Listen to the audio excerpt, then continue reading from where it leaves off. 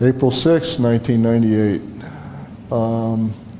The first line up here, I started out with, right here, cave. And I crossed it out and wrote analytic overlay. I actually thought I was drawing a picture of a cave originally. It was so big. This is the image of a human being, to give you an idea of scale. I think the lower portion is drive.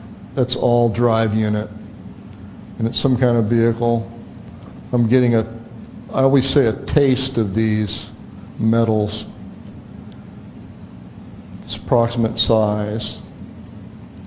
Weight, this is millions, 1.5 million pounds. It's really huge. And I think what this is probably an empty transport. I think all the really big ships are all motherships. They're all transport ships. And I don't think they do anything other than beam things in and beam things out.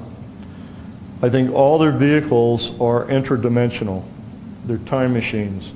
They're portages. They come and they go. And I think the only time we see them is when they're coming and when they're going. The rest of the time they have an envelope or a way of hiding. Or they're just not here. They come and they go. That's their only function. They're carriers. It's the smaller ships are the ones that stick around. They're the ones that are brought in and leave, or left here rather. Those are the ones that we actually see more of. But the big ones, the motherships, are the ones that come and go. They're the ones that carry things in and carry things out. The transport vehicles. That's my sense of it anyway.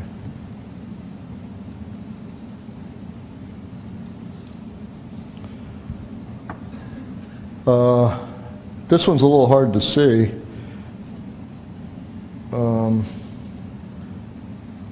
This is kind of a figure eight, but it kind of waffles around the whole area. And this is, that word there is corona. It creates a corona around the vehicle. And that's actually the vehicle, I think. It's a sketch I was doing. And I think that figure eight is kind of a force field of some kind. That's a larger sense of it. And what it does is it creates you can't read the writing, I know. That's a corona. And that right there is, I call that a singularity. And that's a larger figure eight. And this narrows into the way it bends or twists space-time in some way. I'm not exactly sure how that works. It's just the way it feels or the way I sense it in the remote viewing. But that's the way the motherships come and go, maybe.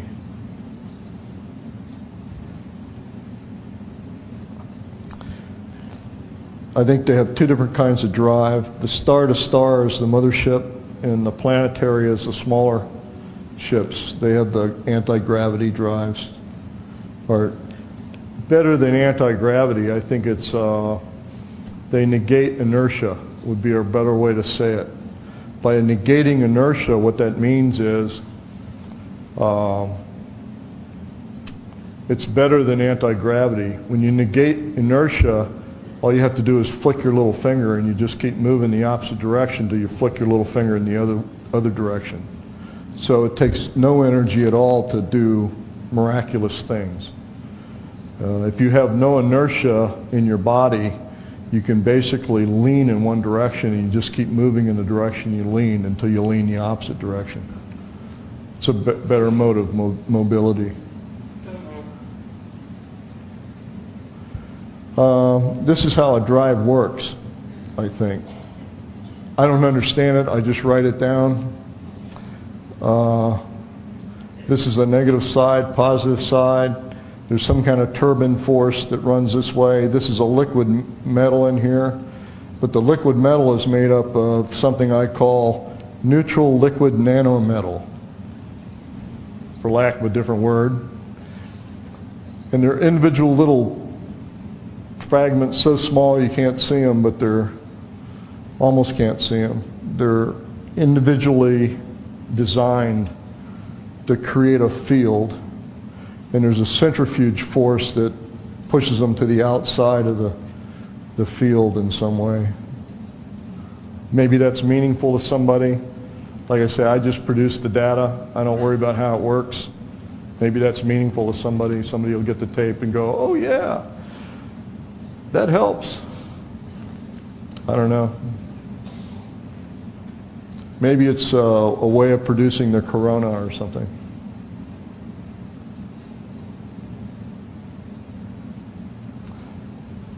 Alien sleeping pod. When you get inside the ship and you start looking for aliens, you almost never see one. And I think that's a deliberate problem.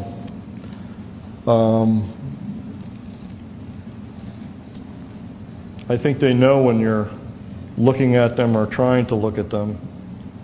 The interesting thing about an alien sleeping pod is that I'm not sure if it's used for sleep. I'm not sure if that's what it is. My sense of it is it might be a rejuvenation pod or a sleeping pod or a hideout. I don't know what it is. But I do know that that's what they wear. That's a suit of some kind, a skin of some kind, an environmental unit of some kind when they're not in that pod.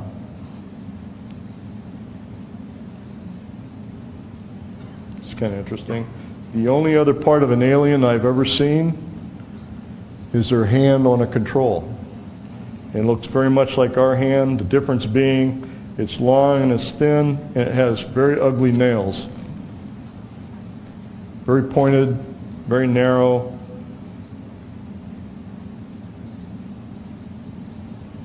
Wouldn't want to get in a cat fight with them unless I was armed. But they're very gentle with them. That's my sense. I've never seen a whole alien outside of a suit.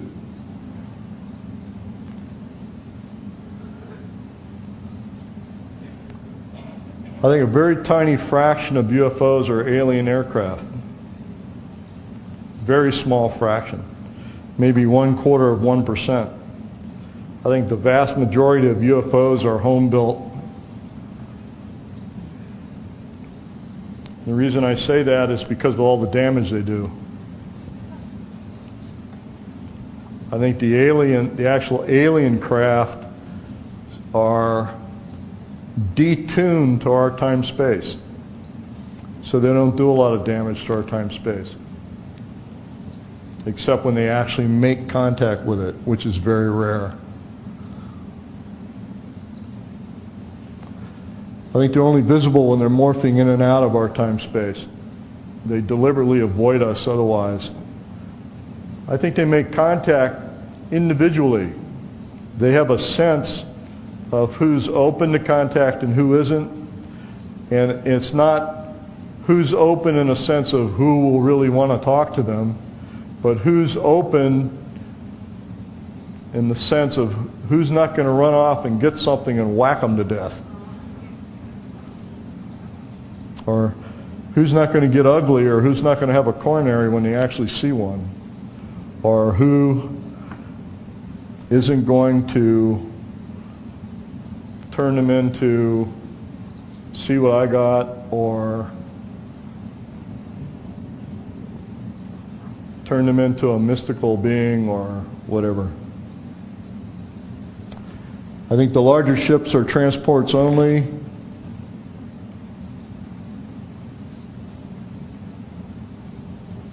I think all of their ships are not built, they're grown. I think they're actually grown like crystals. I got a lot of remote viewing data on the ship's construction, but it's impossible to display. You can't draw it.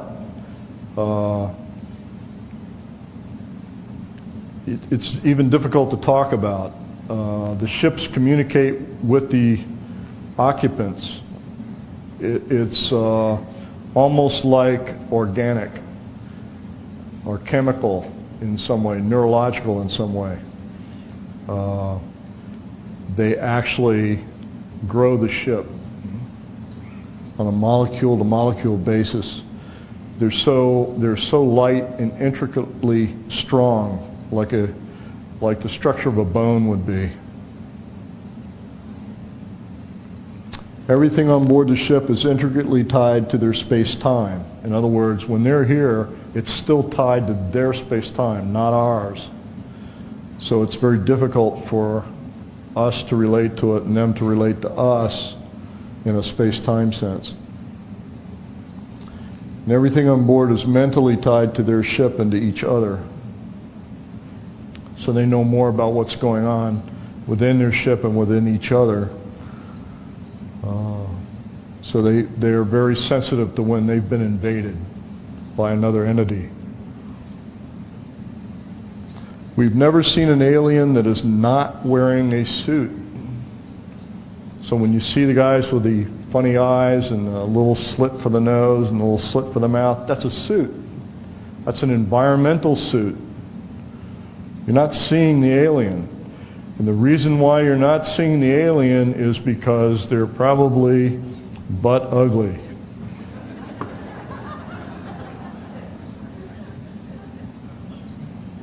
Yeah, I mean, what's your reaction in most cases when you see that big, hairy, ugly cockroach? They understand that we have deep-seated emotional reactions to some things. They understand that. And so they're not going to show us what they look like. There's probably few human beings on the planet that have ever seen a truly stripped-down alien. They know that we probably couldn't handle it yet.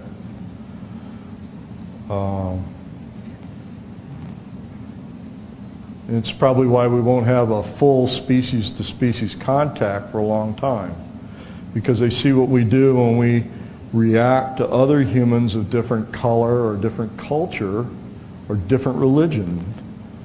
I mean, they watch our TV. I mean, it's sad, but it's true. So we see aliens in suits. And that's why they make contact with us as individuals, in the hopes that maybe they can alter what's going on.